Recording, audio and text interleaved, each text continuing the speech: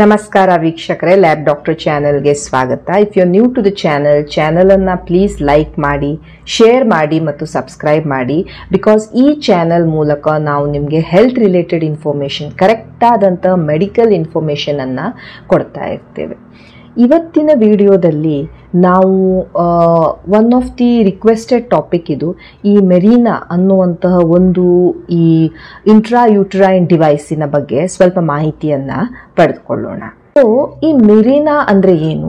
ಇದು ಒಂದು ಇಂಟ್ರಾಯೂಟ್ರೈನ್ ಡಿವೈಸ್, ಅಂದರೆ ಯೂಟ್ರಸ್ಸಿನ ಒಳಗಡೆ, ಇಂಟ್ರಾ ಅಂದರೆ ಒಳಗಡೆ, ಯೂಟ್ರಸ್ಸಿನ ಒಳಗಡೆ, ಗರ್ಭಕೋಶದ ಒಳಗಡೆ ಹಾಕುವಂಥ ಒಂದು ಡಿವೈಸ್. ಈಗ ನೀವು ಕಾಪರ್ಟಿ ಕೇಳಿರ್ಬೋದು. ಸಪೋಸ್ ನಿಮಗೆ ಸದ್ಯಕ್ಕೆ ಮಕ್ಕಳು ಬೇಡ, ನೀವು ಕರಿಯರ್ ಮೇಲೆ ಫೋಕಸ್ ಮಾಡ್ತಾ ಇದ್ದೀರಾ ಅಥವಾ ಎಜುಕೇಷನ್ ಮಾಡಬೇಕು ಅಂತ ಇದ್ದೀರಾ, ಆ್ಯಂಡ್ ನಿಮಗೆ ಮಕ್ಕಳು ಬೇಡ ಅಂದಾಗ ನಿಮಗೆ ಸುಮಾರಷ್ಟು ಗರ್ಭ ನಿರೋಧಕ ಮೆಥಡ್ಸ್ ಇರ್ತವೆ. ಅಂಥದ್ರಲ್ಲಿ ಬರುವಂಥದ್ದು ಈ ಕಾಪರ್ಟಿ, ಈ ಮೆರೀನಾ ಎಕ್ಸೆಟ್ರಾ. ಸೊ ಕಾಪರ್ಟಿ ತರನೇ ಇರುತ್ತೆ ಈ ಮೆರೀನಾ. ಡಿಫ್ರೆನ್ಸ್ ಏನು ಅಂದ್ರೆ ಕಾಪರ್ಟಿಯಲ್ಲಿ ಕಾಪರ್ ಇರುತ್ತೆ, ಅದು ಈ ಪ್ರೆಗ್ನೆನ್ಸಿಯನ್ನ ತಡೆಯಲಿಕ್ಕೆ ಹೆಲ್ಪ್ ಮಾಡ್ತಾ ಇರುತ್ತೆ. ಅಂಡ್ ಈ ಮೆರೀನಾ ಅಲ್ಲಿ ಒಂದು ಹಾರ್ಮೋನ್ ಇರುತ್ತೆ, ಲಿವೊನಾರ್ಜೆಸ್ಟ್ರಾಲ್, ಅದು ಈ ಪ್ರೆಗ್ನೆನ್ಸಿಯನ್ನ ತಡೆಯಲಿಕ್ಕೆ ಹೆಲ್ಪ್ ಮಾಡ್ತಾ ಇರುತ್ತೆ. ಬಟ್ ಮೆರೀನಾದ ಕೆಲವೊಂದು ಅದರ್ ಬೆನಿಫಿಟ್ಸ್ ಸಹ ಇದಾವೆ. ಎಸ್ಪೆಷಲಿ ಈ ಬಹಳ ಹೆವಿ ಬ್ಲೀಡಿಂಗ್ ಆಗ್ತಾ ಇದ್ದಂತ ಮಹಿಳೆಯರಿಗೆಲ್ಲ ಇದು ಯೂಸ್ಫುಲ್ ಇರುತ್ತೆ. ಇದು ಮೆರೀನಾ ಅಥವಾ ಒಂದು ಇಂಟ್ರಾಯೂಟ್ರೈನ್ ಡಿವೈಸ್. ಸೊ ನೀವು ನೋಡಬಹುದು ಟಿ ಶೇಪ್ಡ್ ಇರುತ್ತೆ. ಅಂಡ್ ಇದು ಈ ಥ್ರೆಡ್ ಯಾವ್ದ್ರಿಂದ ಈ ಮಹಿಳೆ ಫೀಲ್ ಮಾಡ್ಕೊಳ್ಬಹುದು ಈ ಡಿವೈಸ್ ಅದರ ಜಾಗದಲ್ಲಿ ಇದೆ. ಅಂಡ್ ನಮ್ಗೆ ಈ ಡಿವೈಸ್ ಅನ್ನ ತೆಗಿಲಿಕ್ಕೆ ಸಹ ಈ ಥ್ರೆಡ್ ಹೆಲ್ಪ್ ಮಾಡ್ತಾ ಇರುತ್ತೆ. ಸೊ ಇದು ಪ್ಯಾಕೆಟ್ ಅಲ್ಲಿ ಬರ್ತಾ ಇರುತ್ತೆ, ಈ ತರ ಟಿ ಶೇಪ್ಡ್ ಡಿವೈಸ್ ಇರುತ್ತೆ. ಸೊ ಇದರಲ್ಲಿ ನಾನು ಹೇಳಿದೆ ಲಿವೊನಾರ್ಜೆಸ್ಟ್ರಾಲ್ ಅಂತ ಒಂದು ಹಾರ್ಮೋನ್ ಇರುತ್ತೆ. ಇನಿಷಿಯಲಿ ಇದರಲ್ಲಿ ಒಂದು 52 ಮಿಲಿಗ್ರಾಮ್ ಅಷ್ಟು ಲಿವೊನಾರ್ಜೆಸ್ಟ್ರಾಲ್ ಇರುತ್ತೆ.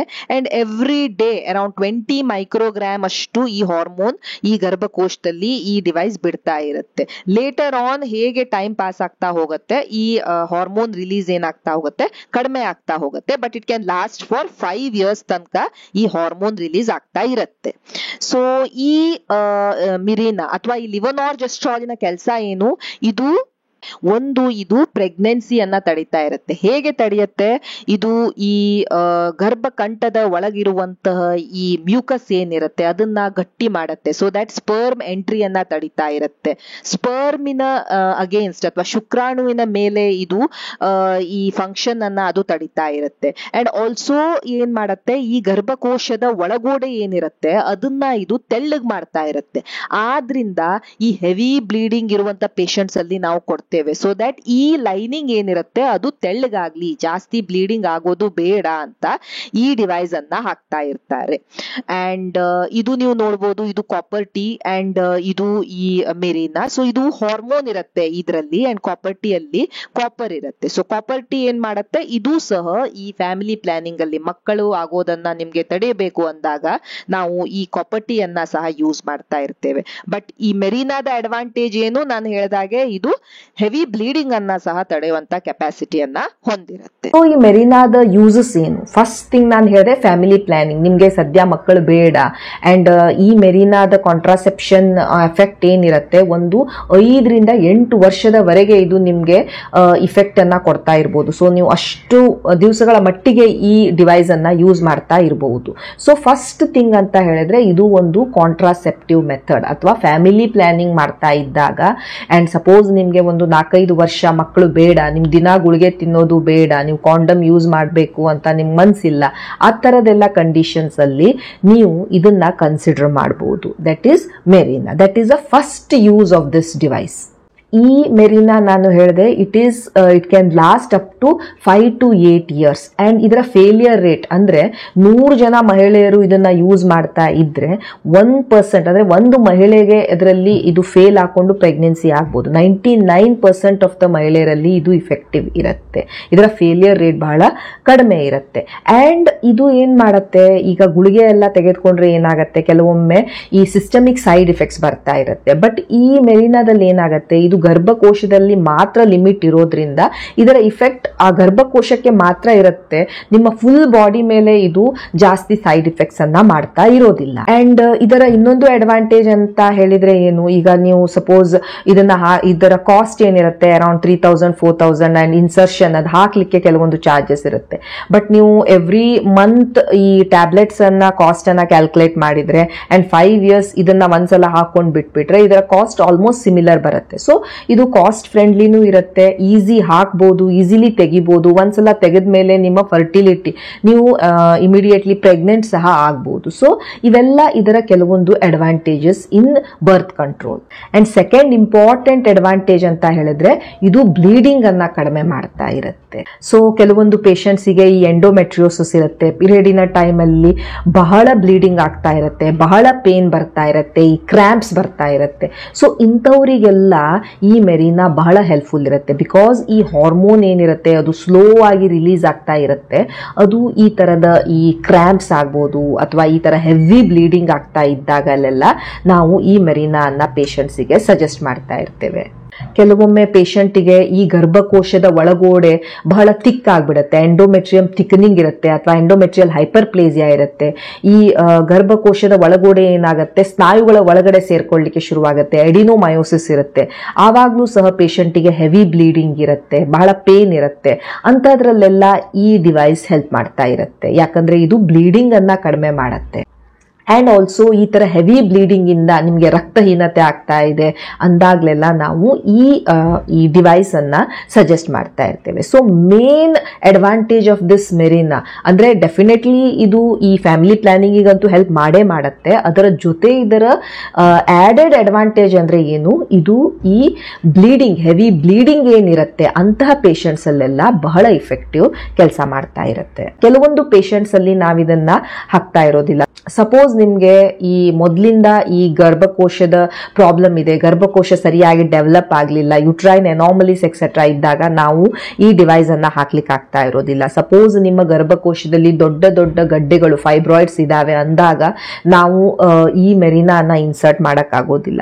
ಸಪೋಸ್ ನಿಮ್ಗೆ ಯೋನಿಯಿಂದ ರಕ್ತಸ್ರಾವವಾಗ್ತಾ ಇದೆ, ಯಾವ ಕಾರಣದಿಂದ ಅಂತ ನಮ್ಗೆ ಗೊತ್ತೇ ಇಲ್ಲ, ಅನ್ಯೂಶುವಲ್ ಬ್ಲೀಡಿಂಗ್ ಆಗ್ತಾ ಇದ್ದಾಗ ಸಹ ಈ ಡಿವೈಸ್ ಅನ್ನ ಹಾಕ್ಲಿಕ್ಕೆ ಆಗ್ತಾ ಇರೋದು. ಸಪೋಸ್ ನಿಮ್ಗೆ ಈ ಗರ್ಭಕೋಶದ ಕ್ಯಾನ್ಸರ್ ಅಥವಾ ಗರ್ಭಕಂಠದ ಕ್ಯಾನ್ಸರ್, ಬ್ರೆಸ್ಟ್ ಕ್ಯಾನ್ಸರ್ ಇದೆ, ಲಿವರ್ ಡಿಸೀಸ್ ಇದೆ ಅಥವಾ ಗರ್ಭಕೋಶದಲ್ಲಿ ಇನ್ಫ್ಲಮೇಷನ್, ಪೆಲ್ವಿಕ್ ಇನ್ಫ್ಲಮೇಟರಿ ಡಿಸೀಸ್ ಇದೆ, ಇಂತಹ ಕಂಡೀಷನ್ಸ್ ಅಲ್ಲೆಲ್ಲ ನಾವು ಈ ಡಿವೈಸ್ ಅನ್ನ ಸಜೆಸ್ಟ್ ಮಾಡ್ತಾ ಇರೋದಿಲ್ಲ. ಈ ಮೆರಿನಾದ ಕಾಸ್ಟ್ ಎಷ್ಟಿರುತ್ತೆ?